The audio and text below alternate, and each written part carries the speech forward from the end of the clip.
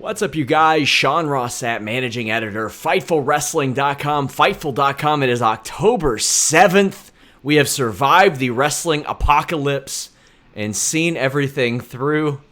And not only that, we have an honest-to-God eyewitness of the situation, Denise Salcedo of Instinct Culture. You've seen her everywhere. Maybe you saw her on WWE Watch Along this past weekend. Denise, how you doing? I can't believe I'm now a witness. Yes. I didn't expect it. I didn't expect to be a witness. It just happened. Well, what can you do? We have subpoenaed you. You are here. You will have to testify. And I mean, we have to talk about it. Explain to me your thoughts, your feelings, your emotions about what we saw last night and what you saw firsthand. Obviously, we saw Sean Waltman, who you do a show with. We saw his reaction. That was very interesting. Yeah. So it was just weird because, I just feel like I went in there so confidently thinking that Bray Wyatt was going to win. We talked about it on the show like so much, saying like it had to happen. This was the right time, etc. Or maybe heck, even Seth Rollins. I think we all had a victor in mind. I don't think we ever had this ending in mind.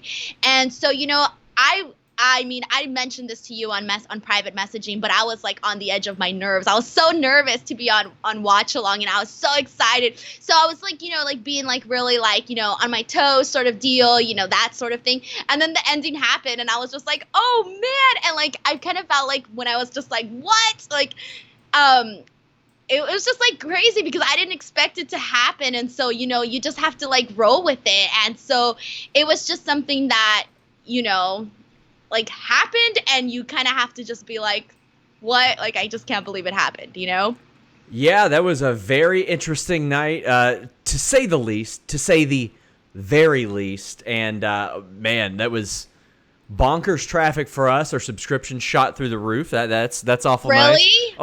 Oh yeah. We had some backstage news. I had wrestlers contacting me until 4:30 in the morning local time, so it would have been like 1:30 in wherever the hell the show was, Sacramento. It would have been 1:30 there. I had wrestlers contacting me. You all can subscribe to FightfulSelect.com and check that out. We've got a bunch of shows over there. That's the most direct way to support us and what we're doing here at Fightful. But if you don't want to do that, leave a thumbs up and subscribe here. But yeah, over on Fightful Select, guys, I've got, over the last week, we'll have had 3 or 4 Q&A shows, a retro review, a mock draft. We've got the Backstage Report podcast where I go in depth about Vince McMahon's immediate reaction to this. And oh man, it was a wild experience. But how was your personal experience there? My personal experience, well, it started on Friday really with the blue carpet. And with that alone, those interviews that you think like, yeah, you would love to get, but you just never in a million years ever thought that they would be possible. And, I've covered the Hall of Fame twice now before. And, if anything, you would think you'd get these grand interviews at the Hall of Fame. And, no, it all went down at the blue carpet. Like, I could not believe, like, when they sent out the tip sheet and they said like who was going to be there, half the people that actually came out and that I spoke to, more than half, weren't ever listed on there. So I had no idea. So when I got there and I was talking to Ric Flair, Sting, Goldberg, AJ Styles, I was just like, what is this? Like, I just kind of felt like I hit the lottery at that moment, and I had such a great spot on the carpet. Like, I could not believe it. So I was really happy because pretty much anybody that I tried to get, I got. The only people that I didn't get that I really wanted to get was Kurt Angle. I think he passed by when I was interviewing Sting, so that didn't work out. I didn't get Triple H or Stephanie because they were really busy, so they were on the carpet for that long. So those were the 3 ones that I did want to get that I didn't get. Oh, and obviously Becky, but she just did photos. I don't think she did any interviews at all because I would have seen her and I didn't see her. So it was just crazy. Like, I could not believe the people that were coming through. And when I was talking to Ric Flair and Goldberg and Sting and AJ, those were the ones where I was just like, oh my God, this is happening right now. Like, try to take like mental images. Like, I saw some great stuff you did with Drake Maverick and EC3. Like, you have a lot of great stuff. You all can check these all out on Denise's YouTube channel. There's a link on her Twitter. She got some great content this week. And of 26 interviews. That's insane. And I know you edited them all like that night, right? 4 hours to do that. My eyeballs felt like they were gonna fall out. My God, man. My God. You all, make sure you all show Denise some love and check out her channel. Check out all the great content she got. Also, show our buddy Kyler some love. He's experiencing a tough time right now. He runs our Fightful Twitter accounts. Go over there, support our boy Kyler. He's at KHAY Sports on Twitter. But, man, this weekend, it's been a big one for you, Denise. Yeah. Oh, I haven't even got into the watch along. Yeah, how was that? How was that? I was like, I forgot to add that part. I started and then I got distracted. That was insane. That was my first time backstage at WWE. So it was just kind of like, I've seen glimpses of it on TV, but I'd never experienced it, myself. And so just being back there, I was just like in awe, like just seeing like everything that goes down, just in terms of like there's so many people working and getting to see like all the big stars and all of that was just really cool. I hung out in catering the whole time with Sarah Schreiber, who you guys know is now on Raw, and me and her go way back, so it was really cool to sort of like kind of reconnect and like chat up with her on that, and so she was really cool. And then after that, I just went in to do my part on the watch along with Sean, which we ended up doing the last 3 matches on the show, which was just really fun, like being in there. It was like really chill. Everybody was really nice and welcoming and just like really cool. And when I did the WrestleMania stuff, I couldn't believe that I did the WrestleMania stuff even till now. And so I feel like it really hasn't hit me like this whole weekend. So I still hasn't hit me. I really enjoyed it. And Sean, he's one of the great wrestling minds there is. I love talking to that guy about wrestling and picking his brain when I can. Just a great dude. And you did awesome. We were very excited to see you there. I had gotten the news a little bit before you knew it went public, and I was like, Denise? I had no idea. You're the one who told me. When you sent me the link, I had no idea it was even out yet. Like, no idea. One of our writers, Jeremy, sent it to me, and he's like, Denise is on Watch Along? And I'm like, she is? And then I looked, and you were like, is that out? So I had no idea. I think you texted me when I was on the carpet and I saw Kathy, and Kathy was like, yeah, I found out that I was hosting it through an article. And I was like, oh, because she looked at me. She's like, congratulations. And I was like, what? And she was like, yeah, you're going to be on the watch along. And I was like, well, I knew that, but I didn't know other people knew. Yeah. So there you go. You found out before I did. Well, reminder, guys, if you want to ask a question or have your statement read on the air here, donate a super chat live on YouTube. Any amount gets it done. If you want to ask as many questions as you want, subscribe to Fightful Select. And one of our super chats is somebody saying, how do I subscribe to Fightful Select? Eventually, we'll be doing that all on site on Fightful.com. But for now, you just head over to FightfulSelect.com. It is a Patreon-based service, but we've registered that email or registered that link to make it a little bit easier for you guys. Just head on over to FightfulSelect.com. It'll guide you through everything. Adonis says, so Becky didn't get beat yesterday inside the cell, but she loses to that today. Oh, God. Thanks for your hard work, Sean. I subscribed to Select today. Thank you, guys. We saw like a 20% jump today. It was absolute insanity. WWE's misfortune is apparently our gain. Young Bibby says, when is Liv Morgan returning? Did I tell you the Liv Morgan story from a couple weeks ago? I don't think so. Liv Morgan was set for a dark match with Ember Moon. And then at like the last minute, they were like, no, we're not doing that. She's not going to be seen until she's repackaged. So they canceled the dark match. And they were like, okay, we got to find somebody who's good to go. And they found the B team and Heavy Machinery. And Heavy Machinery like squashed them in like basketball shorts and tank tops and sneakers. Like they weren't in their gear or anything. They just got them and they're like, get out there, do this, get it going. They didn't want to live out there until she's been repackaged. Oh, wow. Well, now I'm really excited to see what she's going to come back, looking like. I wonder if they even have an idea. I really wonder if they even have an idea. Hopefully they do. Reminder, guys, leave that thumbs up and subscribe. So we see a video intro of the main event angle last week of Lana making out with Bobby Lashley. And then they cut abruptly to Randy Orton and King Corbin beating up Rusev inside the ring. Lashley then appears on the Titantron after Rusev starts to come back. And he says he's at Rusev's house. And he's got Rusev's robe on. And I thought, Denise, that Lashley was going to be bare ass naked.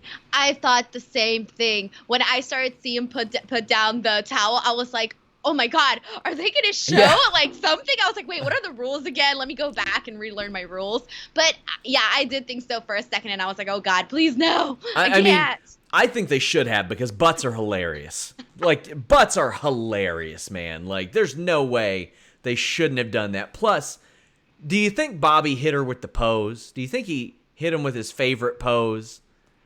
I saw your tweet on that, and I was like, oh God, no, please don't let it be what I think you're insinuating here. And then I clicked on the comments, and like right away somebody mentioned the P word.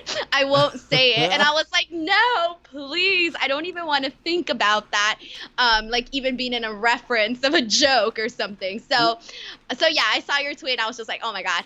Little did we know that Lio Rush was keeping the animal caged. Like, he was truly Bobby Lashley's handler. Bobby Lashley didn't wild out like this until Lio went away. Lio would stop him at the pose and be like, hit him with your pose, Bobby. And then he'd be like, no more. Let's keep it PG here. But Lana says that everything they own is in her name and they don't have a joint bank account anymore, to which I would say, sweet.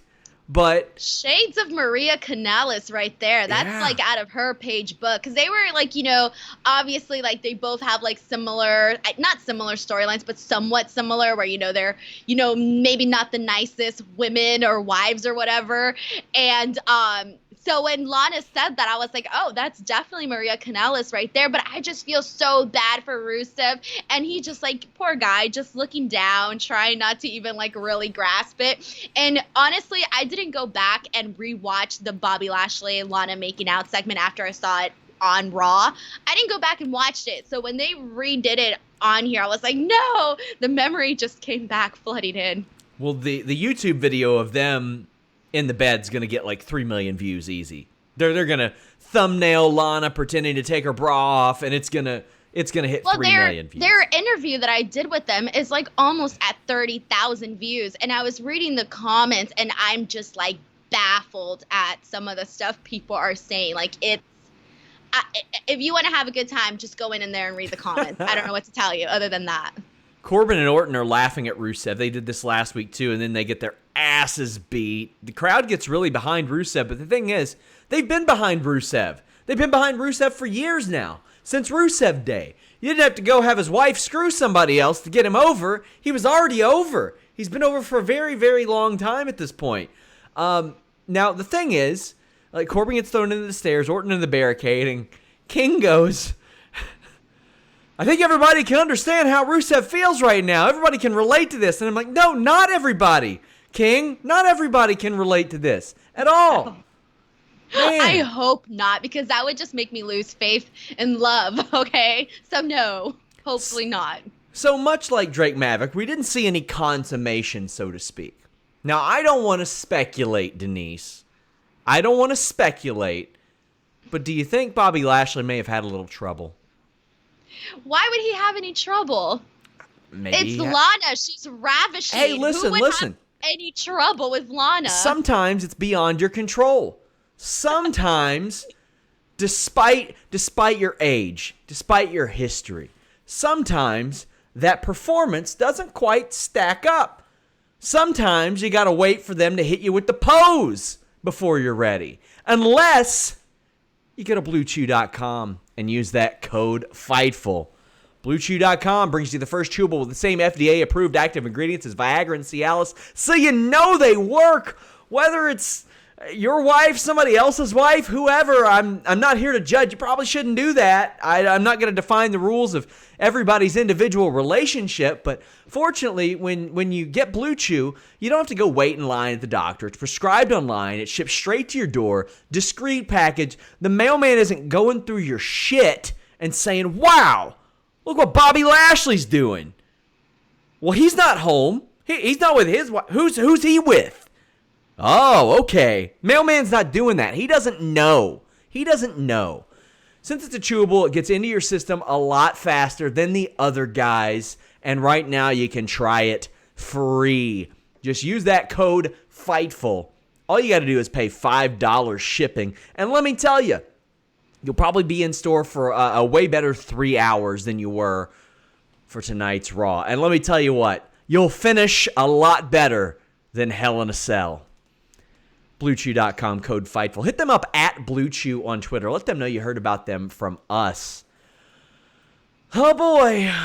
Can you please clip that out, because that was fantastic. You need to post that on Twitter. I've got that whole spiel, all of it. I've got a few of them. I've got one compilation that has 30,000 views on YouTube of that one too. Maybe Rusev's the one that needed Blue Chew. I don't know.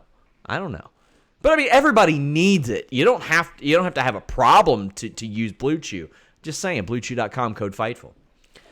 Last woman standing, Natalya defeated Lacey Evans. They ran this one back again. What did you think of this match? This one went 17 minutes. You know what? It's funny because when they were doing the replay of what happened on Hell in a Cell in the kickoff show, it seems like that should have been the end of the feud, right? But so going into it, I was like, oh, well, they already did this. We already know that Natty beat her. Okay, let's move on from that. But you know what? I was very pleasantly surprised with this match. I actually enjoyed it. I thought they did a lot of really good spots in this stuff, a lot of creative stuff, like when she put Natty in that chair and put the kendo stick and sort of kept her there for a while. They did some fun stuff. And you know what? I'm more impressed with Lacey Evans than I was when I first saw her, in terms of she's had the character down for a while, but she's growing it further. And in ring, she's gotten better. I know we mentioned that at the last show, but I need to mention it again because I've been seeing it and I'm just thinking, man, her working with Natty did her so many favors. Had she, maybe worked with Natty before she worked with Becky Lynch, then maybe that would have been a whole lot better for her. But it just also makes me think Natty would be amazing down at NXT, working with some of the girls and that sort of stuff. I just think that she obviously we already know she's a great wrestler. So, but to be able to work with somebody and help them and elevate them, that's even more of a, that's an extra notch on her belt. If TJ wasn't on the road with WWE, and I mean, hey, you could do a lot worse than having TJ Wilson go to NXT and serve as a producer there. I mean, that's going to be an option for a lot of people. As we've seen, Finn Balor is down there now. Yeah. Finn Balor's down there, not having to travel nearly as much. That could be a tip of the hat to those people who have been around for a while. And like you said, Natalya, while she may not have the same star power that she's had at times in the main roster, you send her to NXT, that's a big shot in the arm for that women's division. And this was my qualm with Lacey Evans. I thought that she would have stood to use some work with some of the shooters in NXT, like the Baszlers, Dukes, and the rest of the horsewomen who had those basic shooter instincts of pinning, going for submissions, because those were the main issues that I saw with her, and those seem to be gone now. I wasn't thrilled about this match just because 80% of it was counting to 9. But like you said, I love some of the spots. I love the monkey flip with the kendo stick. I love the office chair spot. I even liked, we saw for the first time, Natalya get thrown up the new set and slide down. Oh, yeah, twice. I think that happened twice, right? That was pretty cool, actually. And when the camera zooms in and it's all red and you can't even tell, anything else. Yeah. I think that if I sit down and watch this match, it's one thing. If I watch the highlights, I would go, damn, that was a good match. There was so much of, counting to 9 and stuff. There were a bunch of suplexes on the ramp and the announce table. And then Natalya, I love the finish. Her powerbombing Lacey off the stage. I didn't see that one happening. What did you think of the finish? Right away, the number one thing that I noticed was that she was very careful in doing so. If you kind of look closely at her footing, you can tell she was really making sure that she got that correctly, which she did, obviously. But I did like that she took her time and she did it properly instead of just going in and she could have, the adrenaline and knowing that you have to do it, it could have came out in different variations. It could have been sloppy or something, but no, she got it. She got her footing correctly and she went for it. So that was pretty impressive. And it's funny too, because up to that point, I kind of thought to myself, Lacey Evans has been really shining in this match. I was I kind of wanted Lacey to win here. And to be honest, that's not how I felt prior. So for her to sort of change my opinion in this one match, I feel that's credit towards her for that. And obviously Natty as well. Yeah. This feud, I think it's got to end. They got to be on different brands. They got to move on from this. I'm ready to move on from the Street Profits backstage segments. Every week, I'm like, I would rather them just get drafted. Just draft them. Draft them to Raw or SmackDown. Do something there. They do a bit of a scouting report. Not a lot there. Rey Mysterio cuts a promo, and this is to explain the Friday angle with Cain Velasquez. He points out the fact that Dominic took a beating like a man, and he was proud of him. I love that aspect of things. He said that Cain Velasquez, Dominic's godfather, visited them in the hospital. I think Conan might have a problem with that. He is Dominic's honest-to-God godfather. I thought about the same thing. I was like, I wonder if Conan's going to, like, tweet something, like, funny or something. Oh, I haven't checked his Twitter, though. Conan's one of the realest dudes. Like, whether people like him or not, he's very real, and I think he's very fair in, like, his reviews and all that stuff. So I'm sure he'll mention it. There was an odd qualifier for Cain Velasquez. Ray said that he was the only man that could brag accurately that Brock Lesnar fears him. And I'm like, damn. He had to say accurately. Like, there might be some that say it inaccurately, but Brock isn't really afraid of them. What did you think of Ray's promo? And we haven't got your thoughts on the Cain Velasquez debut. Your thoughts on that? Oh, yeah. So, okay, I'm glad you mentioned that because I did want to point this out. So I was obviously in the audience for that at the Staples Center, which, by the way, I was so happy to see a sold-out Staples Center event because we hadn't seen one in a while, which bummed me out. So I was so happy when I saw that. But the crowd was, like, really energetic. And so... Okay, so I was probably like in the section 200 something. So I wasn't super close, but I wasn't like far either. So when Rey Mysterio came out with Cain, they didn't show it on the screens at the top of the Staples Center. So the people like in my section and people further back had no, and the people like at the top, because the Staples Center is very steep, had no idea who was coming through with Rey Mysterio. And it was funny because the guy next to me was like, hey, that's Cain Velasquez. And then his friend was like, nah, dude, that's Dominic. And I was like, that's not Dominic. I was like, Dominic doesn't have a body like that. I'm like, look, he's buff. I was like, and then I was like, Dominic doesn't have tattoos either. And I was like, dude, I'm like, you're right. It's Cain Velasquez. And then once he got closer and actually got into the ring, us people were finally able to like really see what was happening. So I feel if they would have had the camera, you know, what you guys were seeing on TV, if they would have had that for the audience, I think the pop would have been bigger because there was a lot of confusion in the audience. Like I said, people were like talking like, well, who is that? No, you're wrong. You're right. That sort of thing was happening. We thought he was Dominic too. We thought like a lot of people thought it was Dominic. What? Like on TV? Oh, a lot of people thought it was Dominic. A lot of people did. You know, it's initially, for the first few seconds. Right. And it's funny, too, because I was reading people's arguments about whether or not Cain Velasquez coming to WWE was a big deal or not. And I was like, guys, this is a big deal. And it's funny because, so just side note, my cousin who doesn't watch wrestling, you know, or watches very casually, the next day, the first thing he did when he saw me in the morning, he was like, oh, Cain Velasquez appeared in WWE. And I'm like, what? How'd you know? He's like, oh, I heard about it.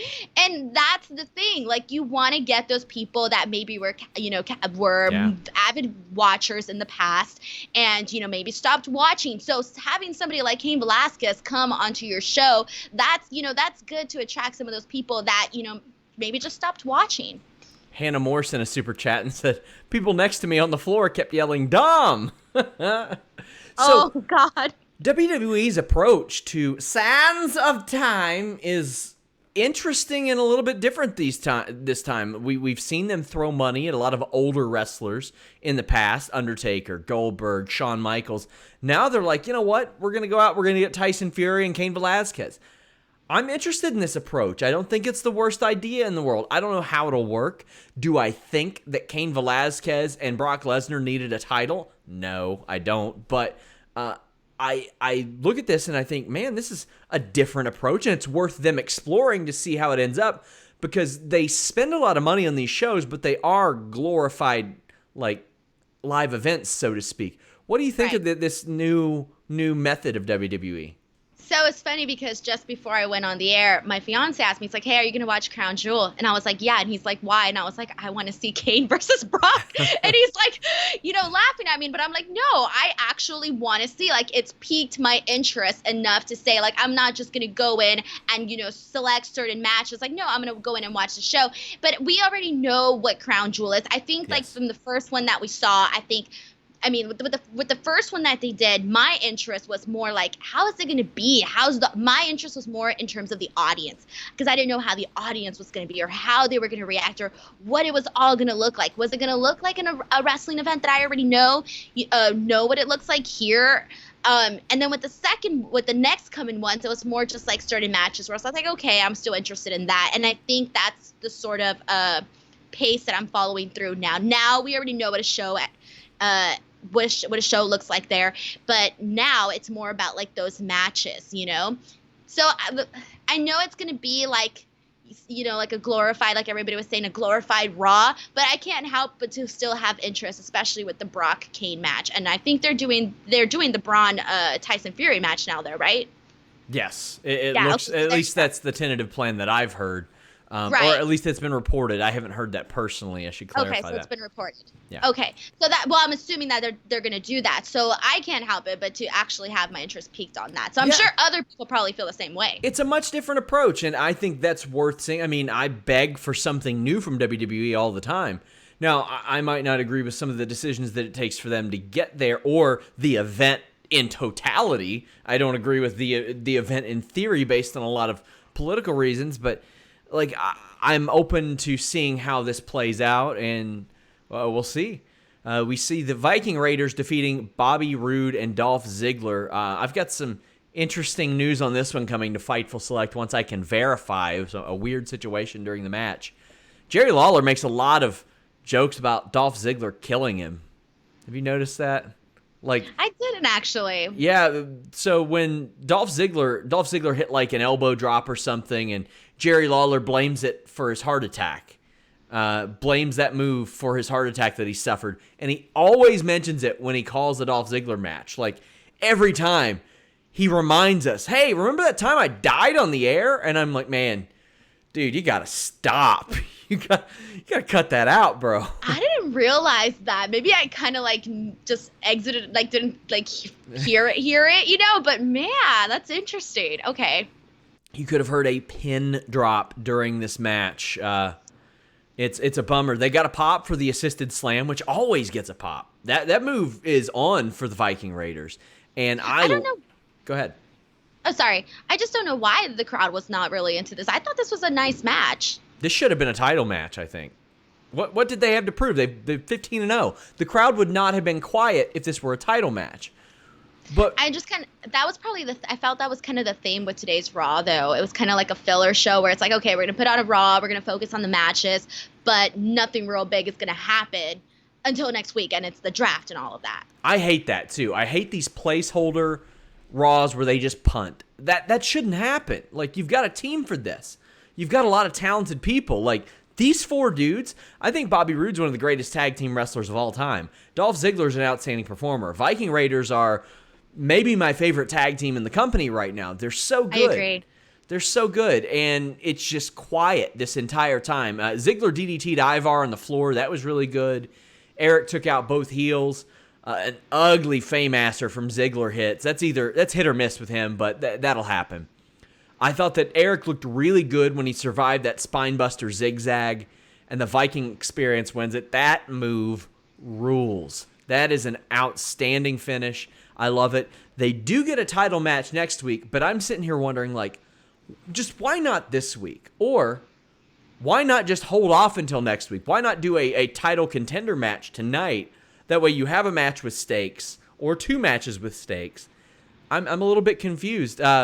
Denise, I want to know your thoughts on the match and just why this wasn't a title match or maybe a top contender match. Well, it's the same thing. Like, I don't understand, mainly because obviously I've said this so many times. Like, every time the Viking Raiders come out, they just do like this incredible job. It doesn't matter whether, they're having, a match with somebody on their main roster or just like, some jobbers that come in or whatever. Like, it doesn't matter. Like, they always go in and they kill it. And I feel, and it's funny because even when they have their spots that they do, the crowd is always like impressed, even though we've seen it like, a few times. It still gets everybody. So I think it should have been a title match, but then it's again because I kind of already noticed what was happening with this Raw. That's why I kind of felt that, okay, well, maybe I'm hoping for too much, but maybe next week. And I don't know why, but I have a feeling that they might be going to SmackDown. I don't know why. I feel it. Yeah, we've got a mock draft that's on Fightful Select now. It's going to be posted on Fightful, I think Tuesday night. But man, like I just really hope they stick to the rosters. They've got to make some people special. And I know there's a lot of frustration among wrestlers that I talk to about this too. Otherwise, it feels lazy. So much feels lazy, and that's a problem for me. Aleister Black isn't lazy. He's tired of his spooky promos. He wants to fight. So he goes out to the ring, and the Bollywood boys are there, the Singh brothers. They get their asses kicked real proper. Like, they get their asses kicked real bad. And then a Dragon Sleeper finishes the match, which we've actually seen Zelina use that version of the Dragon Sleeper before.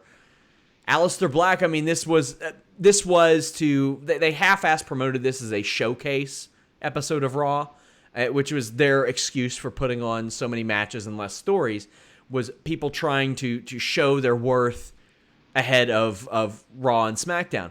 Before we get into the showcase aspect, what did you think of Black's performance?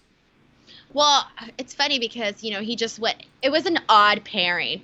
Aleister Black and the Singhs. Like, it was just like, was weird, but I did like it because they did kind of say, okay, he's going to go in there and he's going to show his skills. Well, what do we know that he can do really well? He can kick really well. Yeah. And he just went in there and he kicked them in like different ways where it's like, okay, that's impressive. So if you're like, following storyline and you're thinking, okay, I'm an executive on Fox or, I really want that guy because he can knock out two guys at once, that sort of mentality.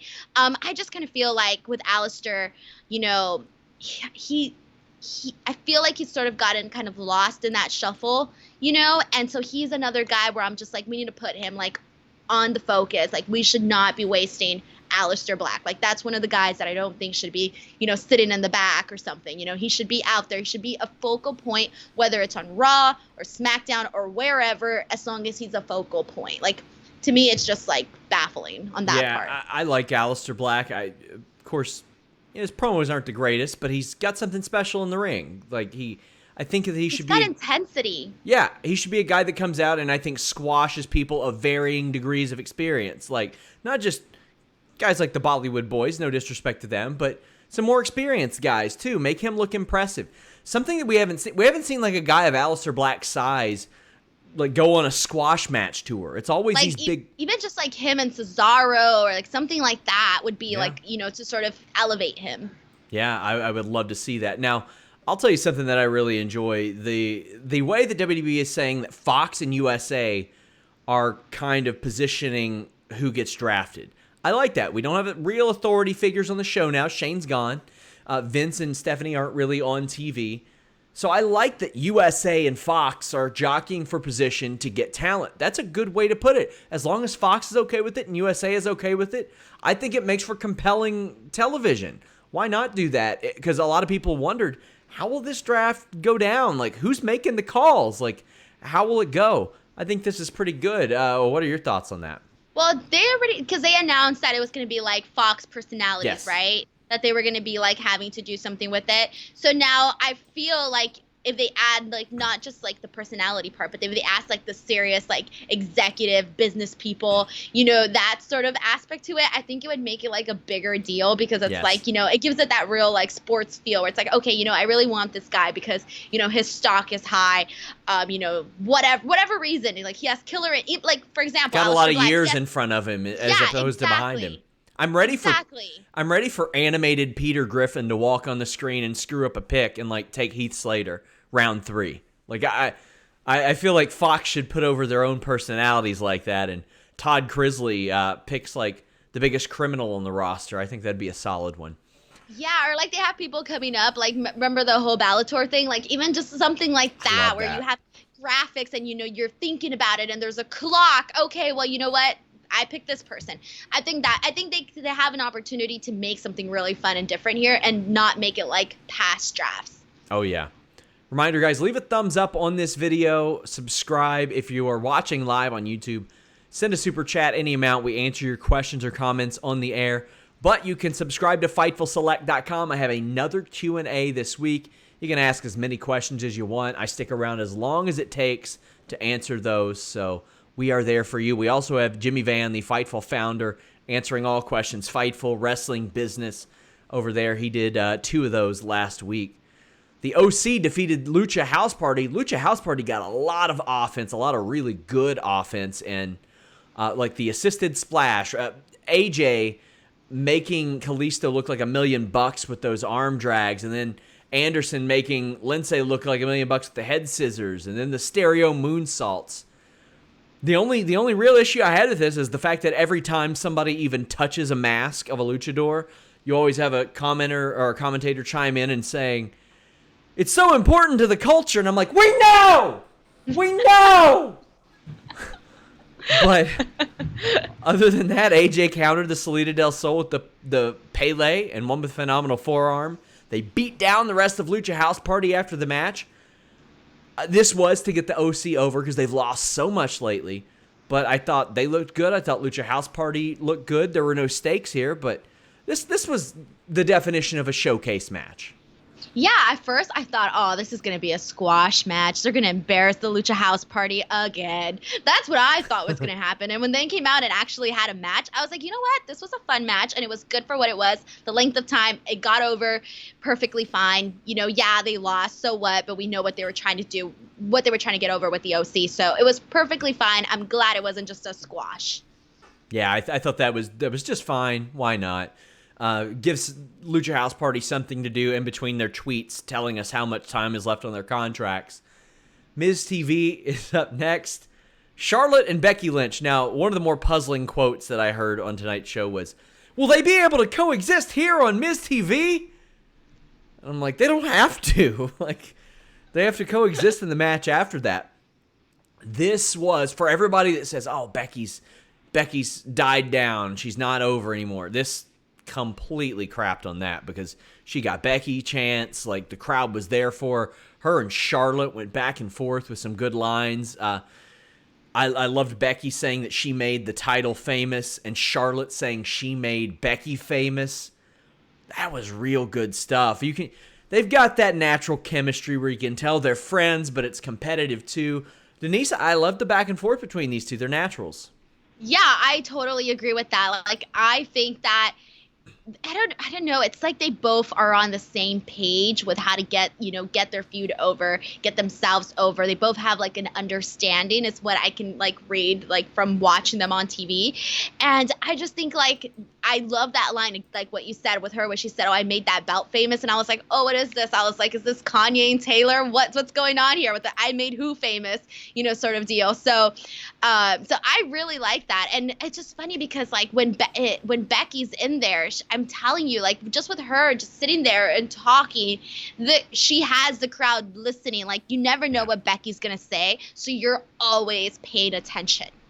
When I interviewed her a couple months ago, it was I just said like one thing. I'm like, "Hey, do you think your social media bothers some of the people that you work with?" Because I noticed that it does sometimes. And she went on a full rant. She was like, "You know what? They can either get over it or we can sit in the back and brush each other's hair and tell each other how great we are again and not do anything." And I'm like, all right, this is what I need. That's not going to sell anything. That's not going to sell. She knows where the money is. I love it. Now, what I didn't love is WWE already not making sense of things. Miz is like, "Oh, you all could end up on the same brand." And I'm like, they're going to have the SmackDown Championship on Raw. That's not going to happen. And Alex Sardi on Twitter brought up a good point. They really should have just renamed one of the titles, the WWE Women's title, and the other one, the WWE Universal Women's title. That way you can kind of avoid that and maybe eliminate some of the predictability.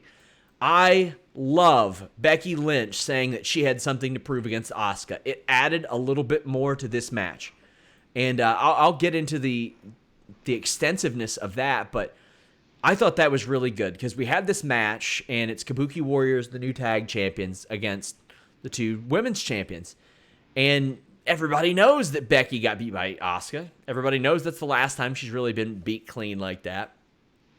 I want to know how you felt about the Kabuki Warriors coming out and yelling and laughing in Japanese, because if they're playing heels, I kind of dig it. I think they totally are, because they're essentially like trying to disrespect the audience by not speaking in a language that they understand.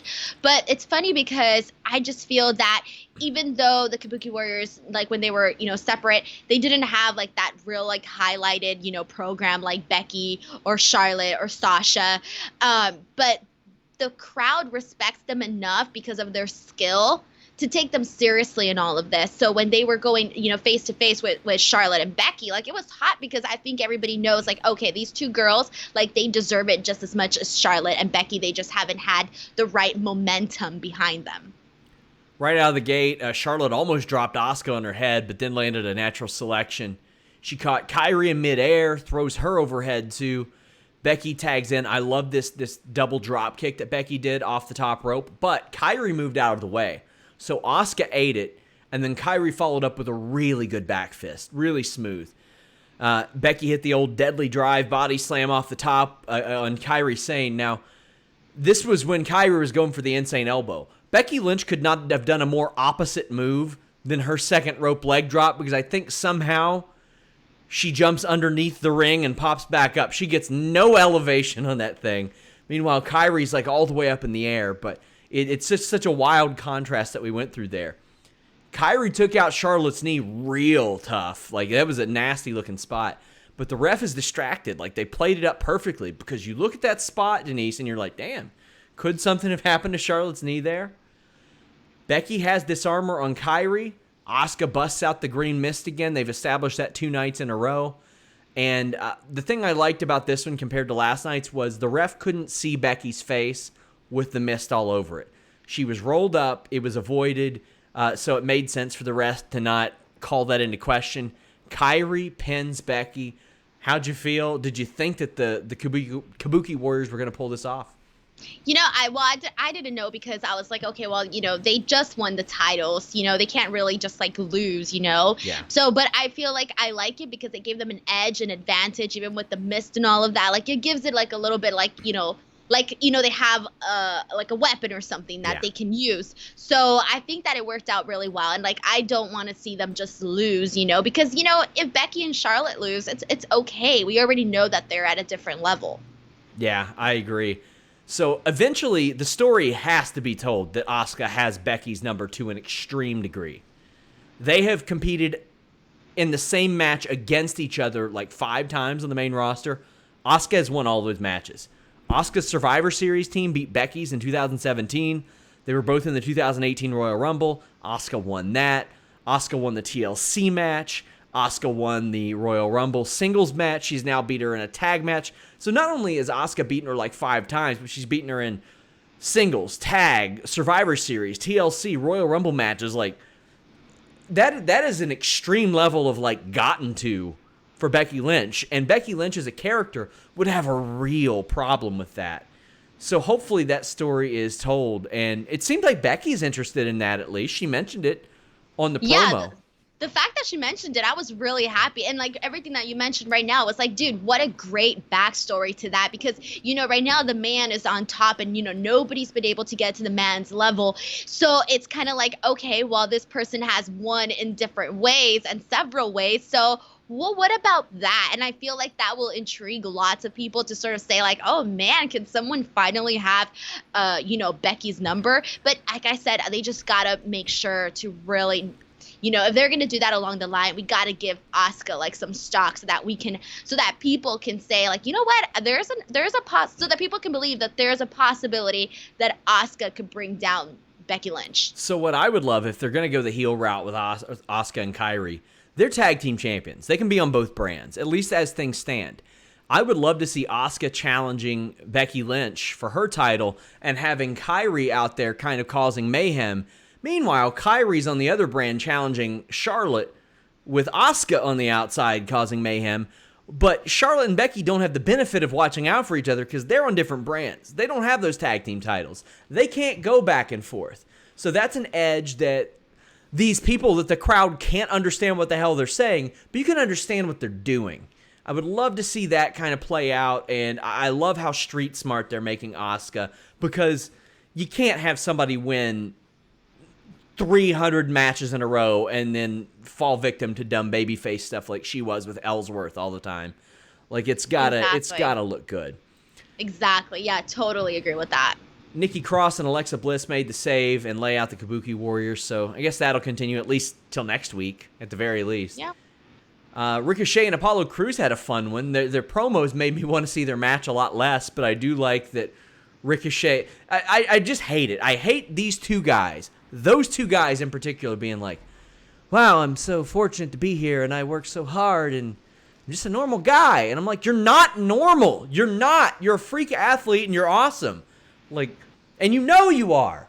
Like, but it's funny because I think that's like Ricochet, like as a person, like that's who he is. So like you're literally getting like the version that he is like on camera and off camera. So it's funny, like I don't know, like the way I see it is like, you know what? As long as you keep impressing me in the ring, I'm good. Yeah, I would like to see these two, whether it's separate or solo. I've always said this, like almost playing like a fake nice guy, like.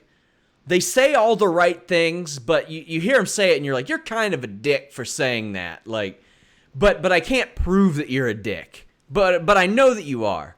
Well, you can tell if those two guys were comfortable with each other. I didn't want to see them have a WWE Raw match. I wanted to see them have the match that they ended up having, which was a Raw match, but not the typical. Like, they know each other so well. They play off of each other so well. Counters galore.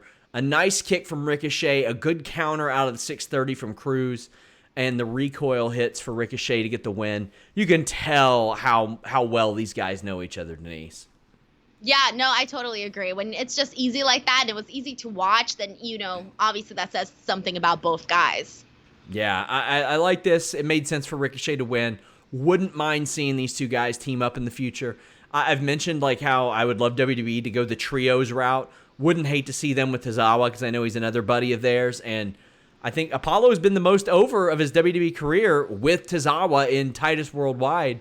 I wouldn't mind seeing that as well. That's true. And give some guys some more TV time. Yeah, exactly. So speaking of TV time, Seth Rollins got really none tonight.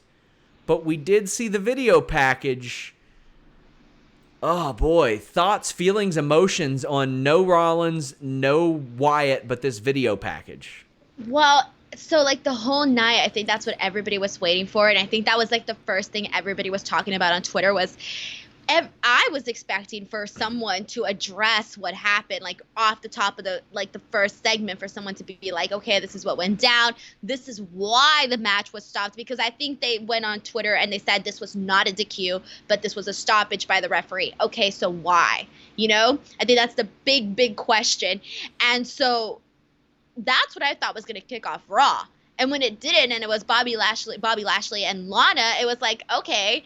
And I was like, okay, maybe the next segment, maybe the next man, they'll announce that, you know, something's going to happen.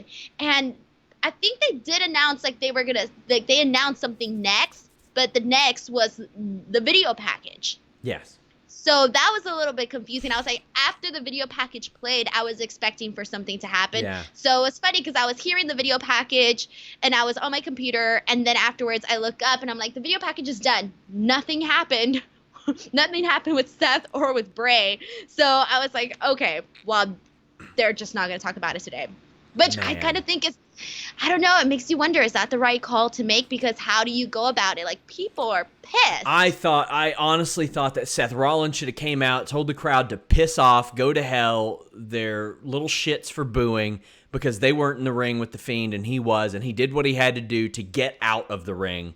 He said he should have said he knew he couldn't beat him at that point, so he did what he could do to end the match, and that everybody that has a problem with it can kiss his ass. That's what I thought they should have done, because he has no edge right now, like nothing. Yeah, but then also, the last image that we saw of him was like his tongue was out and there was blood and everything. I'm Yeah. sorry, but if you look like that the night before, I can't imagine you It's a good coming in point. and talking afterwards and being like, think about it. It's a good And point. so, yeah, like it's like it would have been like kind of like silly, like, okay, you just were left like bleeding stuff out of your mouth and all of this, and now you're out here and you're perfectly fine and talking. But maybe an update or something like, oh, Seth, is in the hospital. I don't know. Yeah. Or any like some sort of a comment on what happened. But it was Yeah. really just that.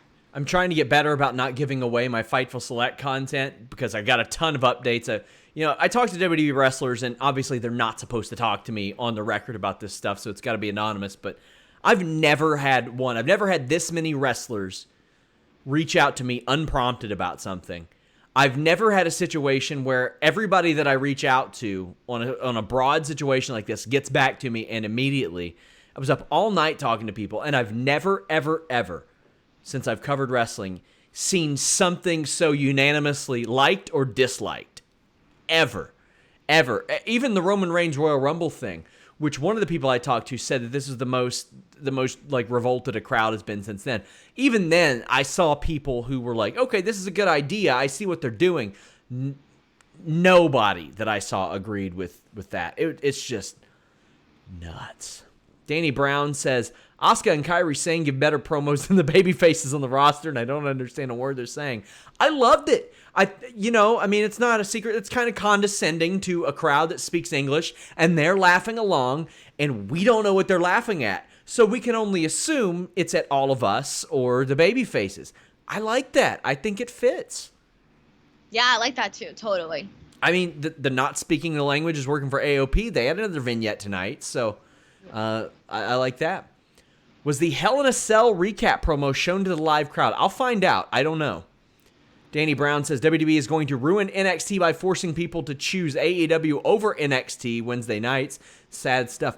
So the viewership numbers last week, Denise, 1.4 million for AEW. Not only that, a little bit underrated here. They're getting replay showings all week long. TBS, TNT, True TV. I see it like I'm flipping channels, seeing what preseason games are going to be on and what NFL games are on, and I'll see AEW on.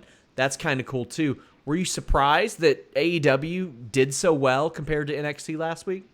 No, the way I see it was pure curiosity. We already knew what NXT looked like. Everybody knows what NXT is like.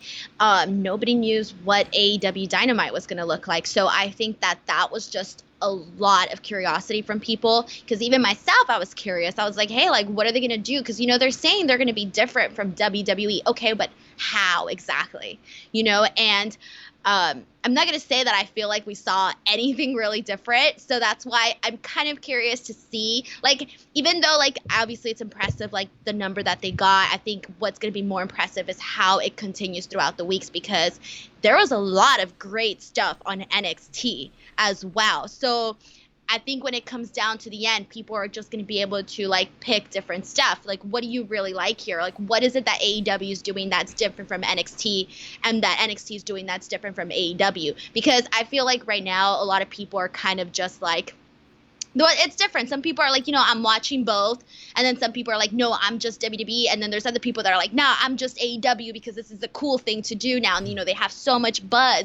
And so I feel that when it comes down to it, people should just like watch, and I think that whatever you like the most, continue watching that. But you should also know what the other people are doing too. So if you're, a diehard NXT fan, you should also know what's happening on AEW. Yeah. If you're a fan of AEW, don't just disregard NXT. You should also be a fan of, not also be a fan, but you should know what's happening, Well, it's easy to keep up. That's a seamless segue here. Monday nights, we have Raw on Fightful.com and FightfulWrestling.com. For those of you who are new, Fightful.com covers MMA, pro wrestling, and boxing. FightfulWrestling.com is the way that you can just get the wrestling. Mondays, we have Raw. Tuesdays now, 6 p.m., NWA Power coverage. We're going to have the live stream there on the site for you. 7 p.m., we're going to have the live stream of All Elite Wrestling Dark. And then at 8 p.m. every Tuesday, once they move to Tuesdays, Impact Wrestling's live stream. So if you can't get enough wrestling, you're going to have 4 hours of it live streaming on Fightful.com and FightfulWrestling.com. Then Wednesday, of course, we have AEW and NXT. We have our post show. We have Listing Your Boy on Fightful.com, the podcast that we do. Thursday, we have NXT UK coverage. Friday is SmackDown. Saturday, if you like that kind of thing, MLW's around. Sunday, you can catch Ring of Honor somewhere. There's wrestling every single day. Fightful Wrestling has it all. We talked about the different approach, Denise. We got it. Sorry, I just want to mention something. So the Yankees Twins game is on, and right away, what are they doing? They're promoting SmackDown, like full-on graphic, everything, video, you name it. So I saw that, and I was like, oh, I got to mention this on the show right now. Sorry, I just wanted to mention that. That is big, and I mean, we're talking probably 7th, 8th inning right now. Yeah. Wait, let me see. No, they're like in the 3rd. Are they? 4th? Wait, what's happening? No, I just looked. Bottom of the 8th. Sorry, I was just watching. I'm trying to see from here, so I can't really tell from bottom here. of the 8th, division series, couple of of 100-win teams. That's a good placement there.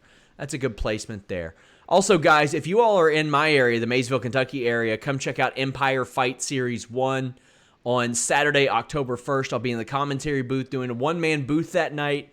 Check it out. A lot of people from my fight team are competing on that show. It's the first event in my hometown ever. Very excited about it. So come by, check that out. Speaking of fighting, Tyson Fury is backstage, says he wants an apology from Braun.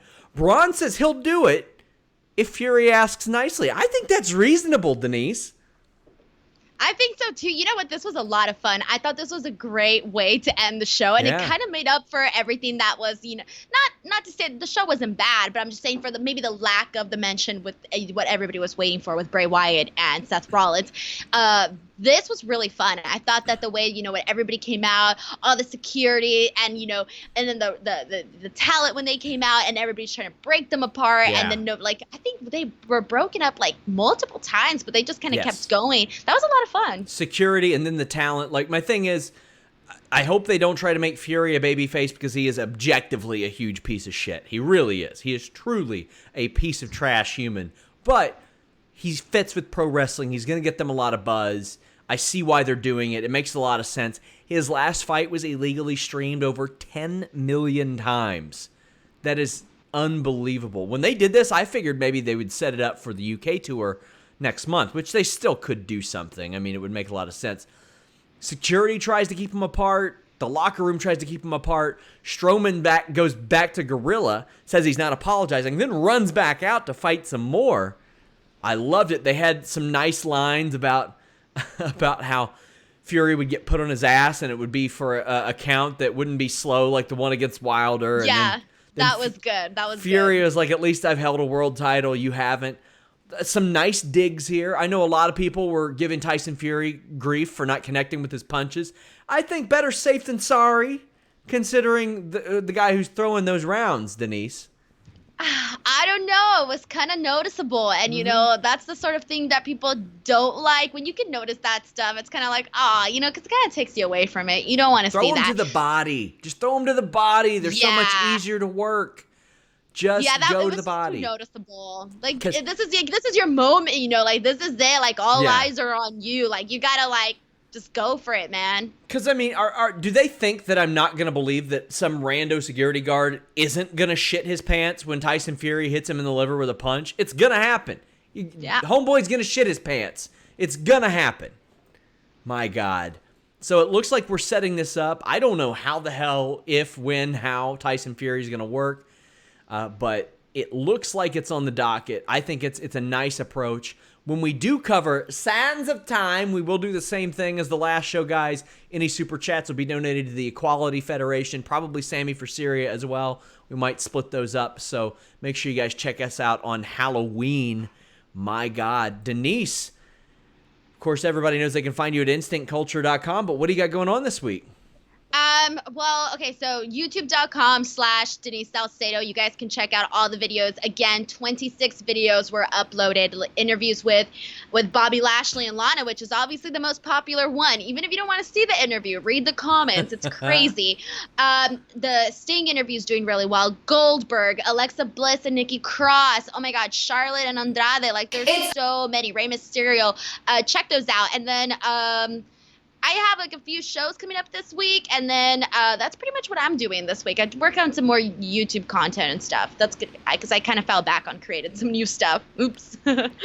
Guys, make sure you all support what Denise is doing. Leave us a thumbs up, subscribe. We are on podcast platforms everywhere. Most importantly, visit Fightful.com, FightfulWrestling.com. That's our bread and butter, my friends, as are you guys. Thank you all so much. We are back here for the mock draft Tuesday night. We're out.